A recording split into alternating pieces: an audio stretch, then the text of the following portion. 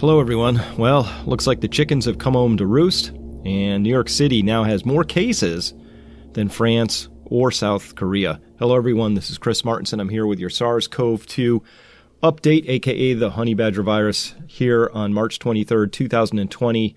This is day 60 of my reporting. Why do I continue to do this? Because I keep getting awesome communications and emails from people saying that they've been helped by this. They've gone through a faster adjustment process. They were able to get prepared. And if I can just help one more person get prepared, I'm going to keep doing this. I'm going to start here with a quote from Epictetus. Very little is needed for everything to be upset and ruined. Only a slight lapse in judgment. That's all you need. And particularly when you're up against a foe like this one here, and we are facing an exponential increase in cases. Every second counts. It really matters. So let's go right to the numbers here. And China, 39. 38, 33, 39, those are the numbers. It must have some CCP order that says no more than 40. So this is completely unbelievable. And I don't have better data out of China at this point. Italy didn't get their numbers in yet, but total deaths, 5,476. Just a complete disaster unfolding over there, as is true in other countries as well. Total recovered is now standing at 7,000, and we still have serious critical at 3,000. So they're closing in on 0.1% of their population and having been exposed at this point in time. So still a long way to go before herd immunity comes in. But the United States now clocking in with 7,000 new cases. This is mostly due to expanded testing. We knew that to be true. I'll talk to you about New York here. And, well, let's go right to it. New York cases surged 38% overnight. The governor has been just absolutely, right on point and calling in all of the medical people and asking for new hospitals to be built. He's taking it very, very seriously. And so Governor Cuomo estimates that up to 80% of the state's more than 19.4 million residents will get the coronavirus. But look at this case count here, 20,875 that's known. And that places it above France as an entire nation, above South Korea. South Korea, 19 million people live there. New York City, 8 million people. So it's just astonishing that New York City has exploded like this. But look at this. 13% of all cases have been hospitalized. 621 of the patients have ended up in the ICU. 157 people have died. 13% of all cases hospitalized. So that's running in there right in the breadbasket of the numbers that we posted, way back in January, pulling from Chinese data that suggested 15% of all cases would have to be hospitalized. So, this is not surprising, and it's just confirming everything we thought about this. This is a very bad disease, and it hits old people, it hits young people, it hits all kinds of people. And New York is now up to 16,000 people a day. That explains why they're vaulting up here. Other states aren't quite there yet. When they start doing this, they'll find out they've got more as well. I think New York's just a little ahead of the curve on that. Spain, though, this is just really horrifying what's happening here. Plus 4,000 cases, 2,200 dead at this point in time, and still 2,300 in serious critical compared to 3,300 total recovered. So Spain is a little bit earlier in the disease progression than Italy. The only way that we've seen so far to get your numbers down as a nation is to go into something that approximates the hammer from the hammer and dance we talked about yesterday. You have to go into complete lockdown. And of course, you have to communicate that well, early, often, transparently, all sorts of things, particularly if you got a nation of people who are slow adjusters, or to use a different term, people who just don't get it or being, frankly, idiotic about this whole thing and going out into public, aggregating, not taking this all seriously, standing too close to each other, all of that stuff. That's where the official pronouncements really come in really handy and necessary. Germany, this is just something not right there. And of course, a number of you have sent me articles to suggest that this is a severe undercount, that it's at least 400 belongs over in this column, but there's not a chance that this number isn't a lot higher. So it turns out Germany as well might be a recording issue, might not be reported. There's a variety of things. Either that, or there's some clear genetic difference here going on in this population, because otherwise this number doesn't make any sense whatsoever. I think it's more of a reporting issue at this point. And as we continue to look down, South Korea, still has cases, but oh my gosh, that is a manageable case count. Switzerland, oh, that's an unmanageable case count. And Switzerland, by the way, is now the leader on this board of cases per 1 million population, approaching that 0.1%, vaulted above Italy here. So spreading very, very well through Switzerland. And the UK coming on strong here as well, but still a long way to go in the total cases per 1 million. I think that's a testing error as well. And we're starting to hear more and more dire stories out of UK, particularly South London, where doctors and nurses are getting mugged for their badges, on the way out of the hospital, that there's more muggings and things like that going on. So social control is an issue that seems to be fraying in a number of countries, and I've heard some of the same out of New York City so far too, but I can't confirm all of that quite yet. So we'll keep on with that. What else is notable here? Not as many cases as I was worried about coming out of Brazil, but is that a testing issue? We don't know at this point in time. Noting Malaysia had a really big explosion that came from one big, very unfortunate gathering that was held, but it seems to have really been spreading now. So again, maybe it's not spreading as quickly in these southern / we'll call them summer climate countries, but as well as it is up in these more northerly countries, but it is spreading. So the whole idea of a summer pause is inaccurate at this point in time. We can put a stake through that one. We can tell you that it might slow down, but that's the best we can hope for at this point. So, the cases are still exponential. Here's the line coming through this. We've now crossed 250,000 cases outside of China.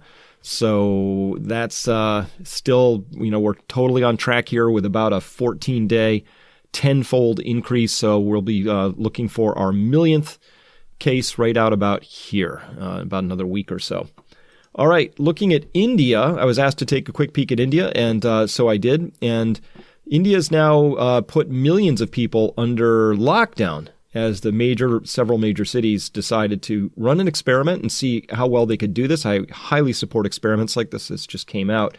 From that article here, we find out that residents living in 75 districts across the country, including major cities such as the capital, New Delhi, Mumbai, Bangalore, Chennai, Hyderabad, Kolkata, have been placed under travel, work, and movement restrictions until March 31st. So that's a week out from now.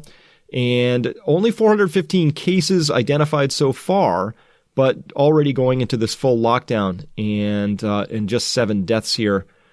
You would think that's early, but early is what you have to do here. You've got to catch this as early as possible. Waiting a couple of days or even a day can make all the difference between being way behind this particular virus and slightly out in front of it. So a sudden rise in cases led to growing concerns over the country's capacity to test for the virus, always a concern, and that a major outbreak on the scale seen in Europe, the pandemic's new epicenter, will spread in the country. This would be very concerning because it's a very densely populated country, of course, with a lot of people do not have access to wonderful, great medical services, which, gosh, honestly, it can overwhelm even the best of medical services. So always a concern wherever it shows up.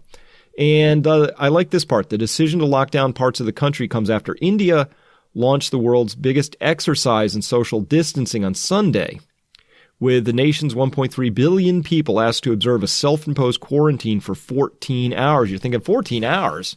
What's that going to do? But it gets the ball rolling. It gets people used to the idea that you're going to set the expectation that there is going to be a quarantine and social distancing and all kinds of things like that coming. So that is a good experiment to run. I think it sets the stage. So that's great. As well, we're seeing other moves like this, which we're seeing in a lot of other countries, which is, it's probably best not to have inmates if you have to just tend for them. So Tihar Jail to release 3,000 inmates on parole, interim bail. And so 1,500 convicts will be released on parole, another 1,500 under trial prisoners to be released on interim bail. So they're releasing prisoners. I got that. And as well, we're seeing curfews imposed. And that would include things like all shops and offices, except for those involved in essential services, will remain closed during this period.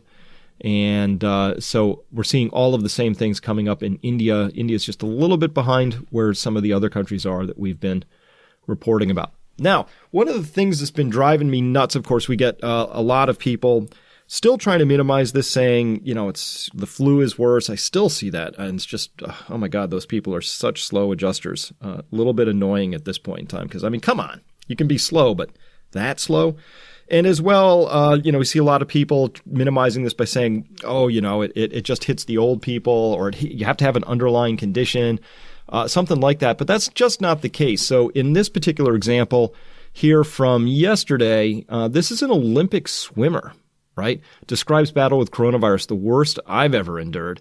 And so this is retired South African swimmer Cameron van der Berg.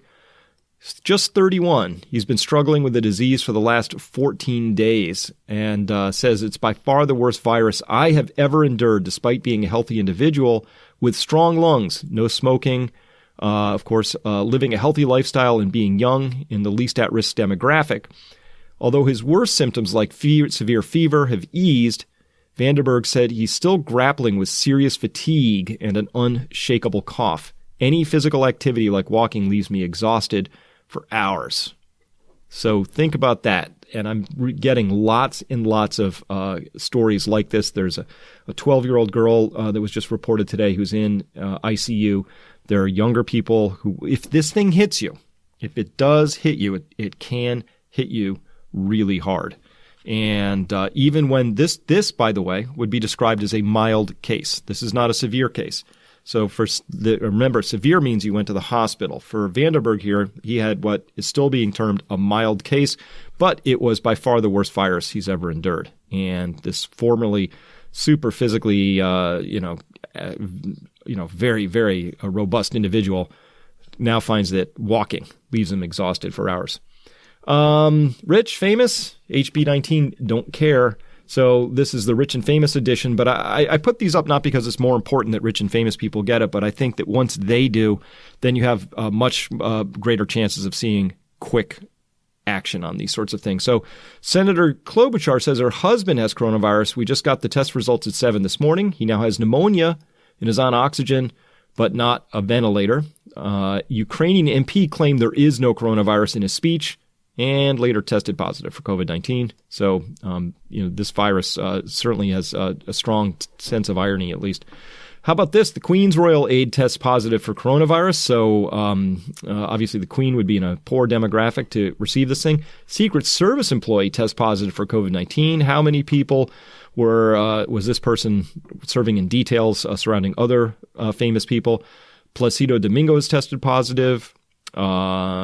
Christopher Hivju from Game of Thrones, the actor Daniel Day-Kim, this just piling up. So people are getting this all over the place. This doesn't know any socioeconomic boundaries. This isn't something that you get because of a lifestyle choice or anything like that. It's just very, very easily communicable disease, and it's spreading all over the place. All right, I'm going to suggest that you do avoid ibuprofen for now. I was a little up in the air about it before, but I've been reading more stuff, and this is the only stuff I could find in mainstream news, but so I could sort of support this. But I've been getting lots of private messages from people and medical professionals. Anyway, I'm going to say avoid it for now. And the theory behind it is this, is taking anti-inflammatory drugs like ibuprofen or cortisone could be an aggravating factor of the infection. So if you have a fever, you're going to take Tylenol, paracetamol. If you need to. I mean, at this point, I might just say, why even knock the fever down unless it's really, really high? Just don't turn to the pills right away because we don't know what's going on with this particular virus yet. But it seems that if you're taking one of these non-steroidal anti-inflammatories or even a steroidal anti-inflammatory, somehow that can be an aggravating factor, and there is some data coming out to begin to support that, but I don't have enough good data to really share that here yet. But at any rate, under the precaution principle, until we know better, just avoid it for now, okay? That would be my advice here at this stage. Everyone needs to wear a mask. I like how our Calhoun Sinroll put it here. I think wearing a mask should be the social equivalent to pants at this point. If I see you out in public without one, you're getting the evil eye. That's it. I totally agree with that. It's like, I agree with this. Drunk driving and not wearing a mask in public. Same thing. Because you're out there your actions are potentially putting other people at risk, even deadly risk. So don't do it. Everybody should have a mask out in public. We shouldn't be seeing things like this anymore. But of course, this is still the rule, not the exception across a lot of countries out there. And just to point out some of the pushback that comes out, here's Jimmy Savaria saying, "Hello, Chris. I've watched your YouTube channel for many years. I think you're very smart. However, this time, perhaps you're a little bit panicky because I'm saying that everybody should wear a mask." Nope, Jimmy, it's not panicky. What it is just basic science. So here's the deal. We know that this virus transmits through droplets that are expelled from people's mouths. That's part one. That's data. Okay. Part two is people can do that even when they are not sick. They don't know they're sick. It's called asymptomatic, meaning they don't have symptoms. And so you could have it, I could have it, not have symptoms, but still be spreading this out of our mouths, right? The only way that you stop asymptomatic spreading, which is an important component of stopping this thing, is that everybody wears a mask. Everybody who's out in public. That way, I don't have to guess. I don't have to try and judge. Does that person look feverish? I don't have to wonder. You don't have to wonder. Nobody has to wonder. We can all get on with our lives in a much more normal fashion once we have everybody wearing a face mask. The data behind that, of course, also comes from Hong Kong, where that's what everybody does. And they have a very rigorous program of decontaminating public surfaces. And guess what? They not only put the kibosh on new honey badger cases, they put the kibosh on seasonal flu and influenza A and B, all that stuff, right? So it works. It's not a little bit panicky. It's called logic and being reasonable and rational. All right.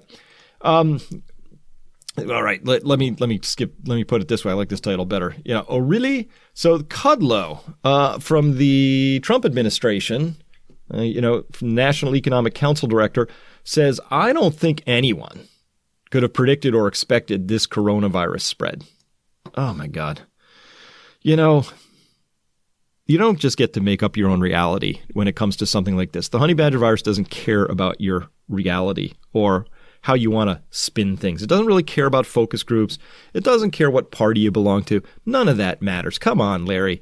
Don't think anyone could have predicted or expected. Yes, lots of people not only could, but did. And, I was among them, but there were a lot of others too. So what you could say instead is none of us here in the administration chose to listen to the people who did predict or expect this coronavirus spread. That's different, but that would be taking responsibility. That would be called having integrity. That would mean that you would understand that you had failed to listen to the right people in this particular instance, and you should be learning from that and asking why that happened, not saying, "I don't think anybody could have predicted or expected this coronavirus spread." That's not a good statement, which brings us back to the title I put on this thing. Very little is needed for everything to be upset and ruined. Only a slight lapse in reason. Well, this is not a slight lapse. This is a major lapse in reasoning right here, right out in public. Very embarrassing. All right. Let's talk about doing it right, though. Let's balance that out. This is Doing It Right, Akron, Ohio edition. Look at this. People waiting in line here to get in the store. Correct distancing. That's good. That's awesome. Nice. Look at this. Everybody's spread out. This person even has a mask in public. Gloves, too. So we are getting there. This is what this needs to look like. That is doing it right. And that's not panicky. That's just using basic logic and sound hygiene principles. So why do I keep doing this? Because I keep getting missives like this. This just came in to my inbox this morning. I get a lot of them. This one came from New Zealand. I like this because this person from New Zealand had noted that they made the decision to close their restaurant 2 days before New Zealand officially went to a level 4 on their health emergency scale. And so this person was proactive and did what they needed to do. Why? Because they said, "Dear friends, I temporarily closed my in-house food and beverage service yesterday for the well-being of my customers, staff, family, and community because I don't want them to get sick. I want to protect our beloved seniors and those with pre-existing conditions in our community, including my mom, who spent her 82nd birthday alone to prevent risk to her. I did this for our medical professionals and emergency response teams to reduce the burden in the weeks to come." Yeah, That's it. That's the whole thing right there. That's why we do this. This is logical. It's rational. And I'm sure it was a very difficult decision to make, but it was made. And that's the kind of heroes we need in this story. I could no longer, with a clear conscience, provide a gathering space that invites and encourages people to come together. By doing this, I am contributing to making the situation worse, as the biggest concern for me is that the virus is spreading unnoticed. For my small bar, I wish that precautionary measures worked, like hand sanitizer, spacing tables, and implementing a register of guest details. They just don't. Will we then be tasked with starting to assess people for signs of illness? I had to start to do that anyway. With alcohol flowing, there's reduced control over social distancing and increased interaction between people. It's unrealistic for these measures to work and very hard for staff to manage. In the near future, it is likely all our bars and restaurants will be forced to close as we follow suit with other countries. We should have done something sooner. This is the message we're hearing from around the globe. It's time to take this as seriously as we can. I encourage those in the industry to do the same. Love, Annie. Well done, Annie.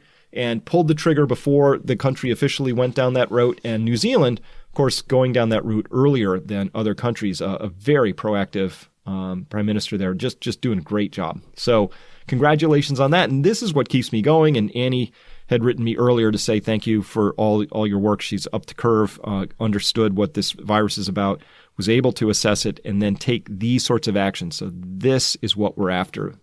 Information without action is useless in my world. So I love sharing this information if it leads to better outcomes like this. All right, let's talk about the disease progression really quickly. A lot of questions about this have come up.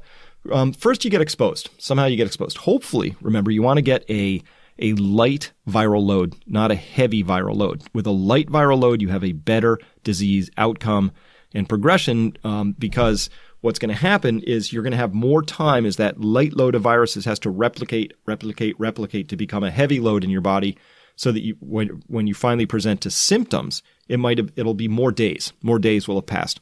And with that time, your body now has a chance to identify the invader, begin to mount its own response, turn on the antibody machinery and all that, right? With a heavy load, it's much more likely that you're going to present as a serious case. All right, so you get exposed, and then it's up to 14 days, maybe 27. We don't really know, but everybody's using 14 here.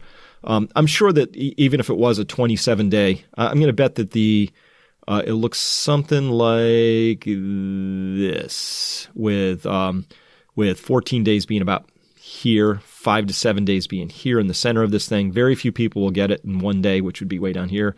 But maybe a few, just out of 1,000 people, there might be 5 or 10 that exist down here, including at least one case out of China all the way out here to 27 days. But for the most part, 14 days, you're probably catching most of the area under that curve.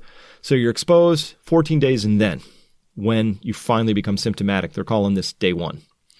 Patients run a fever. They may also experience fatigue, muscle pain, and a dry cough. A small minority may have had diarrhea or nausea 1 or 2 days before. And by the way, some of the early data I'm seeing suggests that if you do have the gastrointestinal sign, that also correlates with a more severe disease progression. And so I'm going to, again, early data. I've just seen the early reports around that. I haven't seen really solid stuff. So just hold that as provisional for now. But again, that would be a concerning sign, I think, if that comes up. Enough to warrant additional attention. By day 5, patients may have difficulty breathing, especially if they are older or have a pre-existing health condition. So, you just you feel bad. Then day 5, you have that difficulty breathing. Day 7, now this is how long it takes on average before patients are admitted to a hospital. The Wuhan University study found, they're talking about that big study of 44,000 patients. That was a big one. So gave us a lot of good data.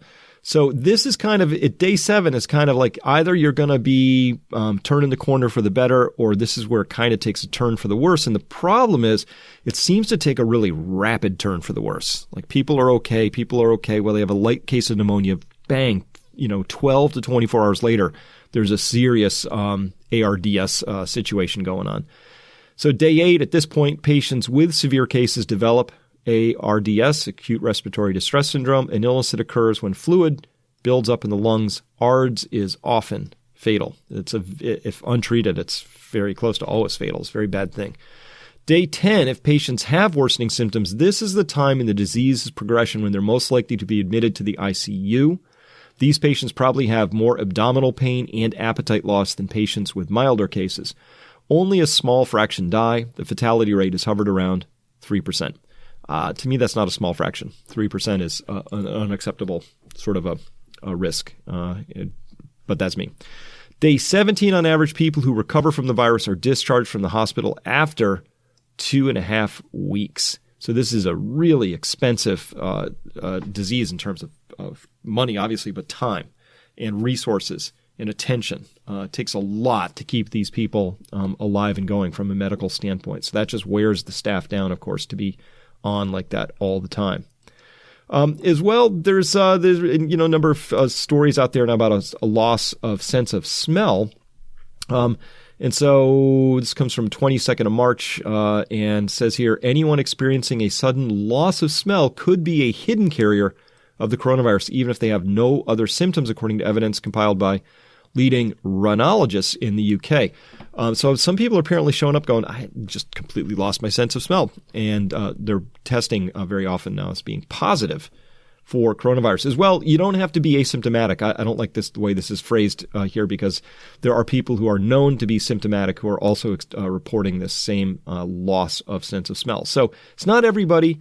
In South Korea, China, and Italy, about a third of patients who have tested positive for COVID-19 have also reported a loss of smell. All right. Yeah. So anyway, if you have a sense of loss of smell, that might be part of it.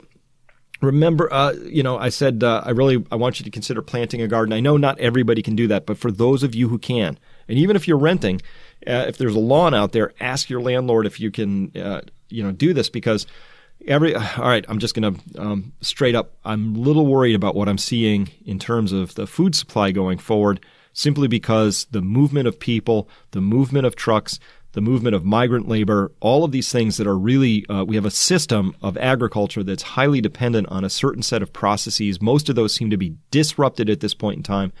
And not only is it healthy to be outside working in a garden, not only is it enjoyable to be connected to your food and the process of growing things, but it may be your best source of fresh and even untainted vegetables going forward. So I'm going to just reiterate this one. If you can, do it. If you can't, find somebody you can join forces with. Community gardens, nearby plots. See if you can work something like that out. And I'm going to also implore you to use this time wisely. Do whatever you can to take this time you've got to really improve yourself, work on yourself, develop new skills, create order out of chaos. If you happen to have any chaos in your life, do things like that. And as well, all these endorsed personal actions really are things that we just stand by here. So hopefully you've already prepared your household. You've bought the food, masks if you can. This is obviously an old list because that's gone for now. But hey, masks will be coming back. We're hearing stories about manufacturers that are retooling, and fabric and textile manufacturer down in North Carolina said they're going to try and band up with other manufacturers to crank out 10 million masks a week. That would just be, fantastic. All right. Stay home. Always wear a mask in public. Always. So I put this one back up because I added this one. This is new because I didn't have it on before, but it's got to be there. And if you are sick, don't go out. Just don't. And if you do have to go out because you have to go to shopping, doctor, something, you got to wear a mask. But don't be going to work sick. Don't do that. Practice your excellent personal hygiene. Make your home a green zone, right? Don't let anybody inside you aren't 100% sure is clean, all right? And help others in your neighborhood and community. I'm doing a lot in that regard in my own local community here as much as I can, and make sure that you get good rest, take vitamins, do things to really keep your immune system up, because that could be a huge deal. If you get a light load of virus, maybe it doesn't even catch hold in you because you're that healthy. Here's the call to action. We need to make masks. A lot of people, those of you out there who know how to sew, there's patterns all over the place out there. Here, let me jump over to look at this. I just typed in do-it-yourself mask pattern into Google, and Forbes put a thing out calling on all people who can sew and make. We need people to make masks. Here are the people who've made them, distributing them to medical providers. And if you just go to, there's videos. I mean, this is a whole giant like Victory Garden cottage industry thing going on right now. There's free patterns everywhere. There's lots of ideas. So if you have any sort of skills like this, or even if you don't, maybe it's time to learn a new one. The call to action here is it's time for us to make these face masks until we can get our manufacturing back up. We really, really need these. And anything is better than nothing in this story, even if it's just a couple of layers of cotton. And that's only 50% effective. Remember, if that blocks you from having 100% of a viral load and cuts it down to a 50% viral load, that helps. So it's better than nothing. And unfortunately, we got a whole lot of nothing going on out there. All right, conclusions for today. First, if your leaders flail about, the consequences grow exponentially.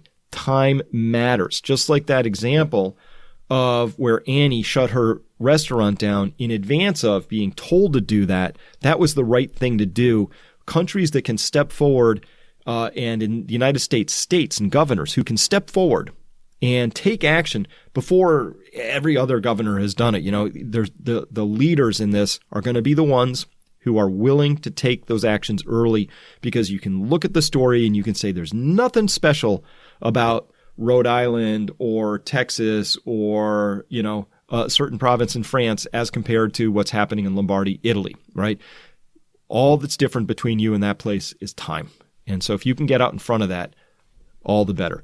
This coronavirus, it hits hard. It's a really nasty bug. It is not an old person's disease. It is not the flu. It is not something that people are being unnecessarily panicky about. It's a bad, bad disease that can come through. And if it overwhelms your hospital system, can really take out big percentages of your population. I consider big to be numbers like 5, 6, 7%. To me, those are huge. And if we can avoid that, let's do it. Well, life has now changed forever. It really is. And what was is really not coming back. So for those of you who don't know, Adam Taggart and I wrote this book, Prosper, a few years back. It walks through 8 different forms of capital that you can build up. And in there, we really talk about how, in those 8 forms of capital, financial capital, we're all familiar with that, but we also include things like social capital. If you have that, that's going to be a really important determinant to your success in this next period of time and your happiness and your fulfillment in life, in your sense of meaning and purpose. Emotional capital, really important in this story. And so things like that, we talk through all of those. But the key thing I wanted to talk about in Prosper, and why I'm referencing this book right now, and we talk about how life has now changed forever. And what was is not coming back. One of the key things that we talk about under financial capital is the necessity of having multiple streams of income, of being entrepreneurial, of figuring out more quickly than the average bear, how the landscape has changed and how you can add value into that new landscape. Because there will always be an economy. Even if your job went away and you lost your paycheck, you have value. And there are things that people need that you can do. And those who are going to do the best and fare the best are going to be those who make that adjustment quickest. And so we talk about that whole process in here, and I just wanted to raise that now because it's really more relevant than ever. You're on your own. We're all on our own at this point. It's just taken the authorities too long to rally around this and get their stuff together. And each of us needs to be responsible for ourselves in this story.